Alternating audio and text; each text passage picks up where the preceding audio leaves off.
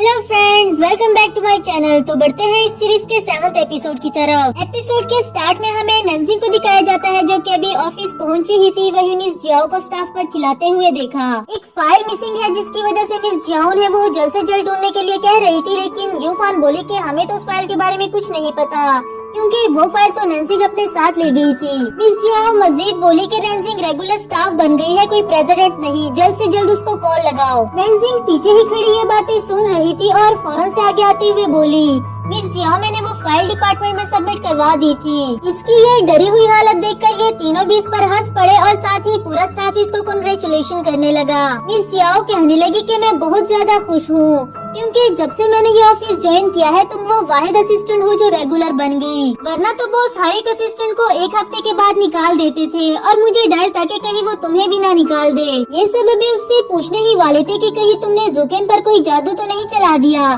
कि वहाँ जुकेन भी पहुँच आया ये किंग के बारे में पूछने के लिए। जब मिस जियाओ ने बताया कि आज वो ऑफिस नहीं आई तो वो नंजिंग से भी कोई बात किए बगैर वहाँ से चला गया। नेक्स्ट सीन में नंजिंग अपने आईडी कार्ड को देखकर काफी ज्यादा खुश हो रही थी कि फाइनली उसका ये सपना भी पूरा हो गया। तभी उससे जुआन का ख्याल आया कि अगर उस रात मेरे साथ वो ना होता तो शायद मैं कुछ भी ना कर पाती। आफ्टर दैट वो जाती है मिस जियाओ के पास, उन्हें बताती है कि क्यों ना हम आज रात की सेलिब्रेशन को पोस्टपोन कर दे।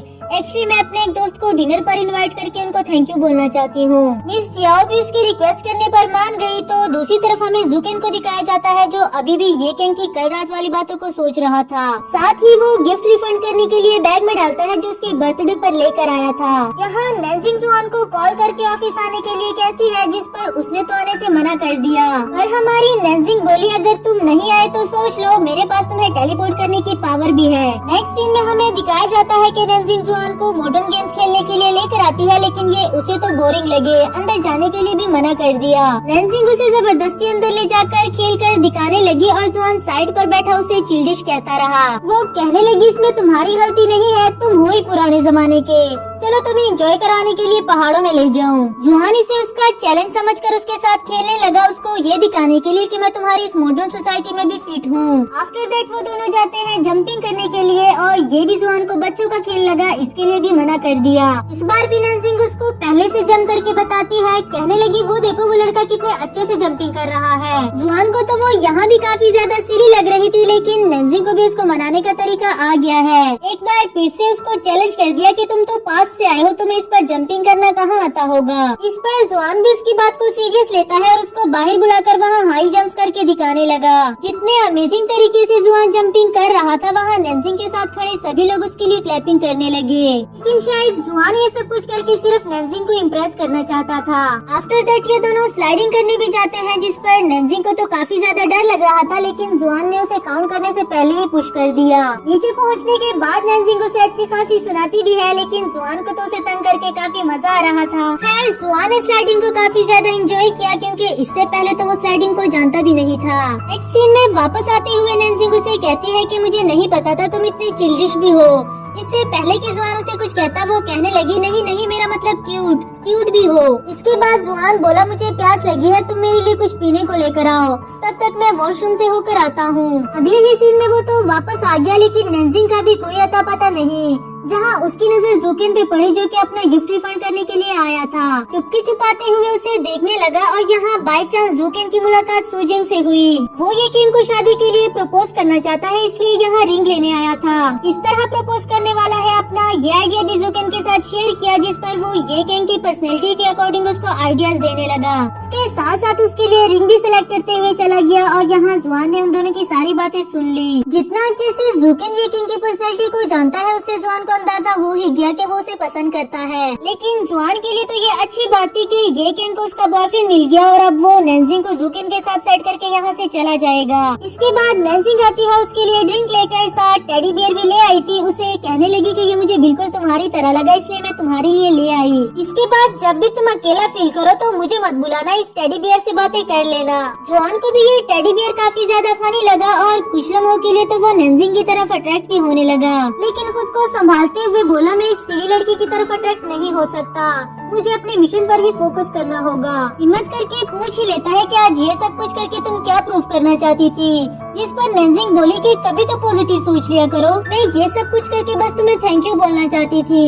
आफ्टर दैट जुआन उसके बॉस के बारे में पूछने लगा कि उसका बिहेवियर अब तुम्हारे साथ कैसा है। वो अब नेंजिंग को जॉब से निकालने की बात नहीं करता, इसलिए नेंजिंग के लिए तो उसका बिहेवियर काफी ज्यादा अच्छा था, लेकिन जुआन तो इसे कहीं ज्यादा अच्छा चाहता है। नेक्स्ट सीन में नेंजिंग काफी अच्छे मूड में आज के लिए हुई सारी पिक्चर्स देखती है। वही मॉम भी उसके पास आकर जॉब के बारे में पूछने लगी। नेंजिंग की स्माइल से उसको पहले ही ये अंदाजा हो गया था कि सब कुछ अच्छा चल रहा है। फिर उसको मजीद मोटिवेट करते हुए वहाँ से चली गई। तो दूसरी तरफ जुआन को दिखाया जाता है जो कि टेडी बियर को काफी गौर गौर से देख रहा था, ये कहते हुए कि ना तो तुम्हारी आंखें मुझसे मिलती है और ना ही तुम्हारी बॉडी के कोई और पार्ट। इतने अगली हो तुम। उस चुड़ैल ने कैसे कह दिया कि तुम मेरी तरह दिखते हो।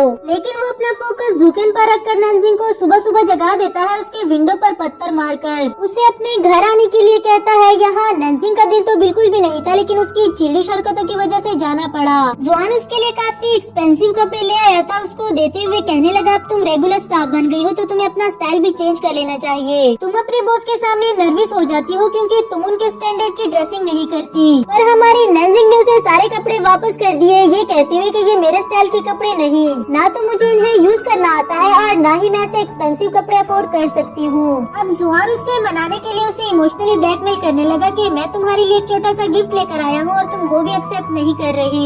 इसका मतलब तो ये हुआ कि तुम मुझे अपना दोस्त भी नहीं मानती। अब नेंजिंग ने भी उसका गिफ्ट एक्सेप्ट कर लिया, ये कहकर कि कभी कभार तुम मुझे इतने भी बुरे नहीं लगते जितना मैं समझती हूँ। वो क्या समझती है और क्या नहीं, इससे जुआन को क्या लेना देना। उसने तो समझदारी से अपनी चाल चल ली और अब उसके वापस जाने के चांसेस भी बढ़ गए। इसके बाद नेंजिंग काफी अच्छे से ड्रेसअप होकर ऑफिस पहुँच आई और उसके कोलीग्स भी उसका न्यू स्टाइल देखकर हैरान हो गए। पर जूकेन ने इस बार भी उसको कोई अटेंशन नहीं दी, इवन कि उसके गुड मॉर्निंग कहने के बावजूद भी। इसके बाद हमें दिखाया जाता है जूकेन को लोगों की तरफ से काफी नेगेटिव कमेंट्स मिलते हैं, यहाँ तक के लेटर्स भी ऑफिस में पहुँचने लगे। पर उसको इससे कोई फर्क नहीं पड़ता, अगर उसको किसी की परवाह है तो वो सिर्फ ये किंग है। बहाने से उसके ऑफिस में जानते हुए पता लगाने की कोशिश करता है कि उसके बॉयफ्रेंड ने उसे वो रिंग दे दी या अभी नहीं, पर डिस्ट्रैक्शन की वजह से वो ये जान नहीं पा रहा। ऊपर से नेंजिंग ने भी उसको ये थांका झांकी करते हुए देख लिया। हैरान हो जाती है मगर इग्नोर करते हुए चली गई। दूसरी तरफ यूफान बात कर रही थी कि बॉस को लोगों के इमोशंस को समझना चाहिए था, आखिर एक कैरेक्टर को मारने की क्या जरूरत थी।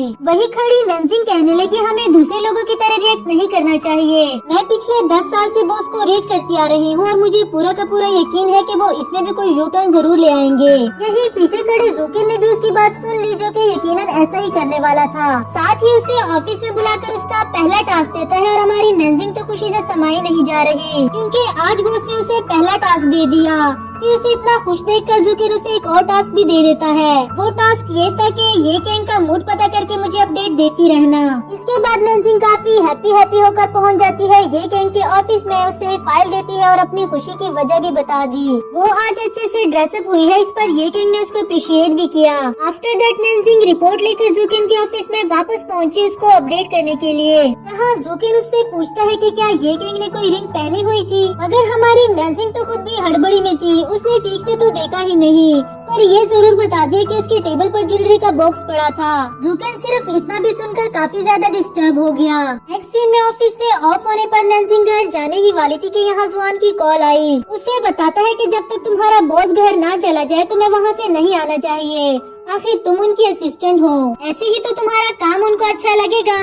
कहीं न कहीं नेंजिंग को भी उसकी बात में पॉइंट लगा। दूसरी तरफ जूकेन ये किंग को उससे मिले बगैर जाता हुआ देख रहा था और अब तो वो और भी ज्यादा सैड हो गया। फिर रूम में जाकर ड्रिंक करने लगा। नेंजिंग भी ऑफिस में बैठकर उसके घर जाने का वेट करती है और यहाँ जुआन भी सिचुएशन का एस्टिमेट लगाने के लिए पहुँच आया। डिनर देने का बहाना करता है, साथ वाइन की बोतल भी दे दी, ये कहकर कि मैं साथ घर लेकर नहीं जा सकता, तुम मेरे लिए ले आना। उसके जाते ही जूकेन काफी ड्रंक होकर रूम से बाहर आता है और नेंजिंग को भी घर जाने के लिए कह दिया, लेकिन वो जूकेन को ऐसे जाने नहीं देती, उसको संभालने लगी और यहाँ लिफ्ट में आकर दोनों फंस गए। नेंजिंग को खुद भी काफी ज्यादा डर लगा, वो हेल्प के लिए किसी को बुलाना चाह रही थी मगर वहाँ कोई भी नहीं। इसी के साथ हमारा ये एपिसोड भी खत्म हुआ।